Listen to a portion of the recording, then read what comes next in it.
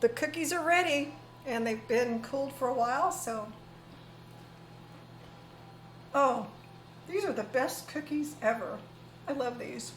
Hi, I'm Chef Julia Dunaway, and today I'm going to be making what I call holiday oatmeal cookies. And I made these in a class I taught last year called Plant-Based Gifts from the Kitchen. And I was trying to come up with things that plant-based, no oil type people could make that you could give as gifts to people that they would really appreciate. And I came up with this cookie recipe. It's a 1-bowl cookie.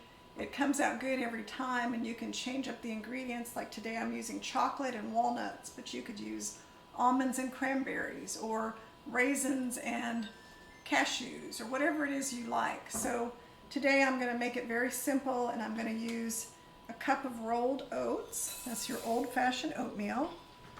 And then I have a cup of almond flour. So this could even be a gluten-free cookie because both of these things have gluten-free versions of them. And then another dry ingredient is 1/4 cup of shredded coconut. Be sure and get the shredded coconut and not the coconut flakes, because coconut flakes tend to be kind of big in recipes and not always the best for blending into things. I have 1/2 teaspoon of baking powder. I have 1/4 teaspoon of kosher salt. And that's about it for my dry ingredients. So I'm going to go get my whisk and whisk all these things together, and then I'm going to add the rest of the ingredients. Okay, let's get all the dry ingredients whisked together. And that gets all that baking powder and salt and all the stuff kind of combined. And then we're going to add these other ingredients. And for the wet ingredients, what gives it kind of the egg-like quality that you usually associate with cookies is ground flax seed mixed with water, and it kind of turns into this kind of an egg-like texture. And then another important ingredient is 1/4 cup of almond butter. Now I had somebody tell me that their cookies fell apart when they tried to take them out of the oven, and I asked her, I said, well, did you use the exact same ingredients that I use in the recipe? And she said, well, I cut way back on the almond butter. I said, well, you have to put all the ingredients in for it to turn out right, because the almond butter kind of helps glue it together. So she went back and made it again. So don't skimp on your ingredients. So that was 1/4 cup of date syrup, 1/4 cup of maple syrup.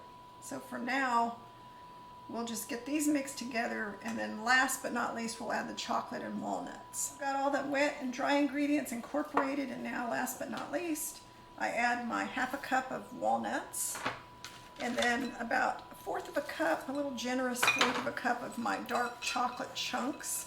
And these are El Rey chocolate, which is a vegan chocolate, 73.5%. I get them from Chocolates El Rey in Fredericksburg, Texas, and they ship them to me. And there's just something about these chocolates, they make everything taste so good. And then after I get this mixed together, the best thing to do is chill it for about 20 minutes, and then I'll form it into individual cookies and get them baking in the oven. Dough has been chilling for about 20 minutes, and now it's nice and firm. And I'm gonna make them 1/4 cup size, because I like them on the bigger side, and then they're all the same size that way. So I just form a bunch of them all the same size with my 1/4 cup. And I like to do this part first, and then I'll press them down.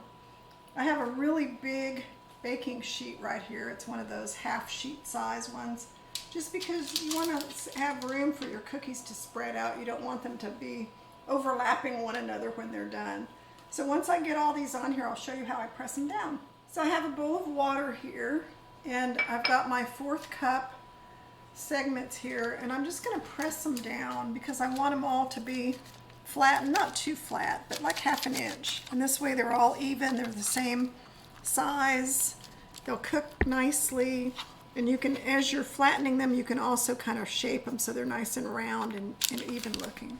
So I'll do that with all of these, and then I'm going to get them in the oven. All right, they're ready to go in the oven, and I found that 15 minutes is just the right amount of time at 350. 15 minutes, they're done. They didn't fall apart. It's always a good idea to let them sit on the baking sheet for 5 minutes or so before you remove them, so they have time to firm up a little bit.